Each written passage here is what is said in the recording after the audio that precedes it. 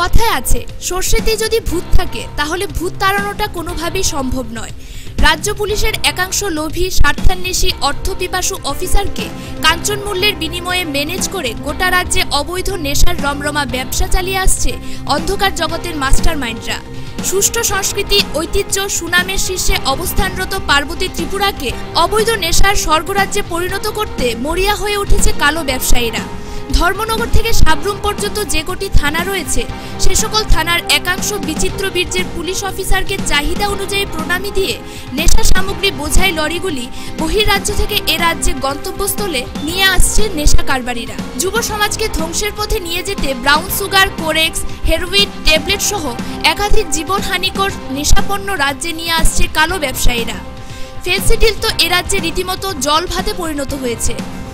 জাতীয় সড়ক ধরে রাজ্যে অবাধে প্রবেশ করছে ফেন্সিডিল, যার আরও একটি প্রমাণ মিলল বুধবার মধ্যরাতে। NL01L4649 নম্বরের এই লরি সহ ৭১,৯৬,৯৯৫ টাকার ফেন্সিডিল এবং এসকফ সিরাপ আমতলী বাইপাস থেকে আটক করেছে বিএসএফ এর স্পেশাল টিম। সূত্রের খবর, এই লরিটি রাজধানীর বাধারঘাট এলাকার জনৈক ফেন্সি মাফিয়ার। বহির্রাজ্য থেকে অবৈধ নেশা সামগ্রী রাজ্যে আনার ক্ষেত্রেই এই লরিটি ব্যবহৃত হয়ে থাকে।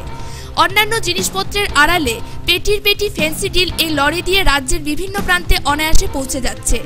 জানা গেছে, বহির্রাজ্য থেকে নেশাপণ্য লোডিং হওয়ার সময় লরিটির একরকম নাম্বার প্লেট থাকে।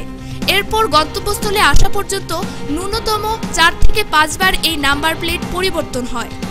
যদিও পুলিশের একাংশ অর্থপিপাসু অফিসারের জ্ঞাতসারে নির্দিষ্ট জায়গায় নম্বর প্লেট পরিবর্তন করা হয়। বিশ্বস্ত সূত্রে খবর পাওয়া গেছে, বুধবার মধ্যরাত্রে ফেন্সিডিল নিয়ে আসার পথে শুধুমাত্র আমবাসা এলাকায় জনৈক পুলিশ অফিসারকে ৫ লক্ষ টাকা প্রণামী দিয়েছিল লরির মালিক তথা বাধারঘাটের নামকরা ফেন্সি মাফিয়া। তবে চোরাইবাড়ি থেকে আমতলী পর্যন্ত সবকটি থানাকে ম্যানেজ করে আসলেও নিশ্চিন্তপুর বিএসএফ ক্যাম্পের স্পেশাল টিমের চোখে ধুলো দিয়ে পালাতে পারেনি লরিটি। রাত আনুমানিক ৩টা নাগাদ আমতলী বাইপাস এলাকায় ৪৩,৪০০ বোতল ফেন্সিডিল এবং ১৪,৮৮০ বোতল এসকফ সিরাপ সহ লরিটিকে আটক করে বিএসএফ। এই লরি দিয়ে প্রতিনিয়ত নেশা সামগ্রী আসার তথ্য রাজ্য পুলিশের একাংশ বড় মাপের কর্তা ব্যক্তির কাছে রয়েছে। কিন্তু কাঞ্চন মূল্যের টানে আজ পর্যন্ত লরির মালিক তথা ফেন্সি মাফিয়ার কেশাগ্র স্পর্শ করা তো দূরের কথা, থানায় তলব করার সাহস পর্যন্ত দেখায়নি রাষ্ট্রপতি পুরস্কারপ্রাপ্ত রাজ্য পুলিশের বাঘা বাঘা অফিসারেরা। প্রয়োজনে একাধিক তথ্য, প্রমাণ, ছবি সহ নিউজ ভ্যানগার্ড আগামী দিনে এই ফ্যান্সি মাফিয়ার জনবর্জিত কার্যকলাপ সবার সামনে তুলে ধরবে।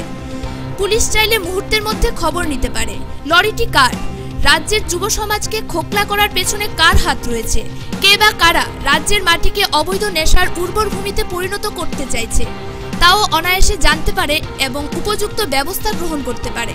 কিন্তু পুলিশ সেটা করছে না। ফলস্বরূপ নেশা কারবারিরা ক্রমশ আঙুল ফুলে কলা গাছ বনে যাচ্ছে।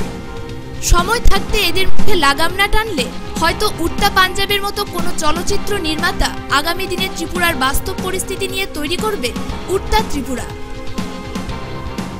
Bureau report, news vanguard.